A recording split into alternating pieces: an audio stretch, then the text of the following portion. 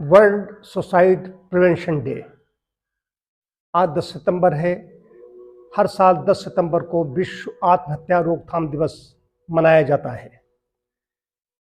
आत्महत्या की दर इतनी ज़्यादा बढ़ती जा रही है कि ऐसे कदम उठाने पड़े। विश्व में त्राहि त्राहि मची हुई है कि युवा धन, किशोर वय के बच्चे या जो यौवन में जो गृहस्थ में प्रवेश कर गए हैं, क्यों हो रहा है? ये मानसिक बीमारी है, ऐसी है कि व्यक्ति डिप्रेशन में चला जाता है और आत्महत्या करता है, आत्महत्या करने का प्रयास करता है। आंकड़े 1 साल या 2 साल पहले आए थे कि 40 सेकंड में एक व्यक्ति आत्महत्या करता है और आत्महत्या करने के प्रयास भी करते हैं, उसमें कुछ बच जाते हैं, कुछ उसमें भी निपट जाते हैं। ये बड़ी भयावह स्थिति है। ऐसा क्यों हो रहा है? उसके पीछे कारण क्या है? गड़बड़ी कहाँ पर है? कारणों में जाना पड़ेगा। कारण बिना कार्यम कदाचन न विद्यते। इसमें मेरा मानना है कि अब चिकित्सक, मनोचिकित्सक है, जो साइकेट्री है, साइकोलॉजिस्ट हैं, इसमें बड़ा विभाग है, इसमें बड़े काम हो रहे हैं, लेकिन हम वहाँ तक पहुँच नहीं पाते। ऐसे भारत में अगर देखें तो तमाम मतांतर हैं, तमाम मान्यताएं हैं, अभी रूढ़ियों से जकड़ा हुआ है। रूढ़ियाँ इतनी ज़्यादा फैली हुई हैं, अंधविश्वास भी अभी बहुत फैला हुआ है। आदमी इस वैज्ञानिक चिकित्सा पद्धतियों के बारे में भी नहीं जानते, तो डिप्रेशन में या पढ़ा लिखा भी है और अपढ़ भी है। जो बिल्कुल पढ़े लिखे नहीं है वो भी डिप्रेशन में है, गुमसुम बैठे हुए हैं। कई बार वो कहते भी हैं कि मैं ऐसा कुछ कर लूँगा, जीवन बेकार हो गया है। हम जीवन में जब निराशा ही निराशा आ जाती है, निराश व्यक्ति को देखने से लगता है, लेकिन लोग समझ नहीं पाते और वो एकाएक ऐसा कदम उठा लेता है कि और अपनी लीला, अपने शरीर को समाप्त कर देता है, नष्ट कर देता है। इसके लिए क्या करना है? रोकथाम क्या हो, जागरूकता के कार्यक्रम कैसे चलाए जाए, तो हमारी सबकी जिम्मेदारी बनती है, नैतिक जिम्मेदारी बनती है कि हमारे आसपास वातावरण में, ये तो हर व्यक्ति की जिम्मेदारी बनती है, हमारे आसपास, परिवार में, रिश्तेदारी में, मोहल्ले में, जहाँ पर कोई गुमसुम व्यक्ति है, कोई अकेला उदास रहता है, हम उसकी उपेक्षा करें। उससे भी कई बार हम परेशानी, उसको कुछ देना, लेकिन उससे हम मीठे शब्द बोल सकते हैं, उससे कुछ पूछ सकते हैं, उसकी बात को सुन सकते हैं। बात को अब सुनने वाले लोग भी नहीं रह गए। व्यक्ति अपनी बात किससे कहे जा करके, जब किसी के लिए कोई, और हर व्यक्ति से कहना भी नहीं चाहता। कुछ लोग इसलिए नहीं कहना चाहते हैं कि हमारी बात हम कहेंगे तो हमारी बात इधर उधर हो जाएगी। विश्वास खत्म हो रहा है। इसका मतलब है कहीं न कहीं ऐसे अच्छे व्यक्ति, कोई विश्वसनीय व्यक्ति नहीं रह गए हैं, जिस पर आदमी विश्वास करके अपनी बात बताए और सोच ले के बाद इसके अंदर चली गई है तो बाहर नहीं निकलेगी। कई कारण इसमें है आत्महत्या के पीछे। तो इसके लिए इन कारणों में सिर्फ यही है कि हम अपने आसपास ऐसे व्यक्तियों को पर नज़र रखें। कोई पढ़ा लिखा है लेकिन गुमसुम है, एकांत में है, समाज से दूरी बना करके रखता है। विशेष बात है, ऐसे लोग समाज से कटने लगते हैं, एकांत प्रेमी हो जाते हैं और ये आत्महत्या कर लेते हैं। जो भीड़ भाड़ में रहेगा, समाज में रहेगा, तो अपना कहीं न कहीं दुख बांटेगा। ये लोग अपनी किसी से कहते नहीं, गुमसुम बने रहते हैं। तो ये मानसिक व्याधि है। आदि और व्याधि 2 प्रकार की कही गई हैं। व्याधि शारीरिक होती है, वाद मानसिक होती है। ये बड़ा चिन्हित करने की बात है।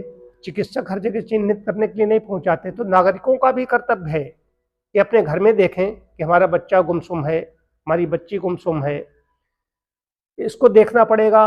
और बच्चे आजकल कहीं असफलता, कहीं हम देख रहे हैं नंबर किसी कम रह गए, कोई फेल हो गया, तो बच्चे, किशोर वय के बच्चे, टीनेजर्स या युवा भी कई बार ऐसा होता है, उसको सफलता नहीं मिली तो उसने आत्महत्या कर ली। तो इसका मतलब कहीं न कहीं उनको जीवन दर्शन नहीं बताया गया। बच्चों को सबसे पहले माता पिता को बताया। आजकल होड़ लगी हुई है, मैं माता पिता से भी ऐसे शिकायत करता हूं कि जो लोग चाहते हैं कि नंबरों का, मार्किंग का, परसेंटेज का चाबुक चलाते हैं, ज्यादा ज्यादा नंबर ले, होड़ लगी हुई है। अरे नंबर कम रह गए तो क्या हो गया? तुम्हारी कापियों का मूल्यांकन हुआ। बच्चों से कहना चाहिए तुम्हारी कापियों का मूल्यांकन हुआ है, तुम्हारा मूल्यांकन नहीं हुआ। तुम मेधावी हो, तुम्हारा मूल्यांकन वहां पर नहीं हो पाया, कम रह गए नंबर तो क्या हो गया? कोई देश से भी निकाल देगा। ये होना चाहिए। नंबरों से नहीं बात नहीं बनती, नंबरों से मूल्यांकन नहीं होता। अपनी प्रतिभा तो अपने जब आगे बढ़ेंगे तो आगे दिखाएंगे। कोई जरूरी है कि नौकरी ही की जाए? नौकरी करना कोई जरूरी नहीं, बहुत काम पड़े हुए हैं करने के लिए। देश में पूरा राष्ट्र, इतनी बड़ी भूमि पड़ी हुई है, अनंत आकाश में काम ही काम है। जीवन से कीमती कुछ नहीं है, तो निराशा कुछ नहीं है। ये कमजोर लोग होते हैं, उनको निराशा आ जाती है, कई बार निराशा के बादल आते हैं, उनसे निकल जाओगे। कुछ जो बुरा होना था हो चुका, सर्वोत्तम घटित होगा, बस ये समझना चाहिए। मेरे जीवन में, मैं 14 साल का था, पिताजी का देहावसान हो गया। न घर में कोई बड़ा भाई है, न कोई छोटा भाई है, न चाचा है, न ताऊ है, पिताजी भी अकेले थे।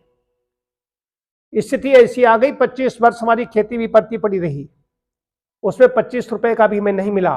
किस तरीके से विपरीत परिस्थितियों से निकलते हुए माता जी का संरक्षण, आध्यात्मिकता बहुत बड़ी चीज है इसमें। मेरी माता जी इतनी आध्यात्मिक, उन्होंने निर्माण भी किया और स्वाभिमान की रक्षा करते हुए। नहीं तो पता नहीं, मतलब कि ये नहीं मजबूत इतने थे, ऐसा तो नहीं कुछ आत्महत्या कर लेंगे। आत्महत्या क्यों कर लेंगे? बहुत कुछ पड़ा हुआ है, लेकिन निर्माण कर दिया विपरीत परिस्थितियों में। विपरीत परिस्थितियों में जब निकलोगे तो कहा जाएगा हाँ उसने कुछ किया है।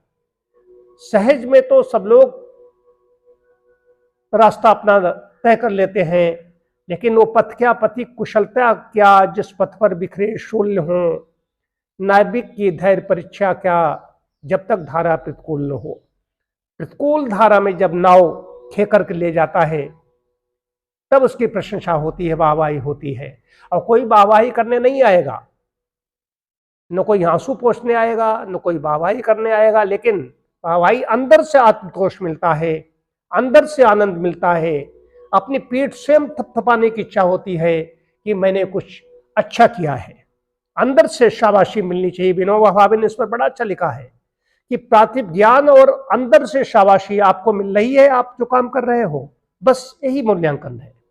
तो सदैव ध्यान रखना चाहिए, जो हमारे बच्चे हैं या जो भी युवा हैं, आप सभी का जीवन बहुत कीमती है।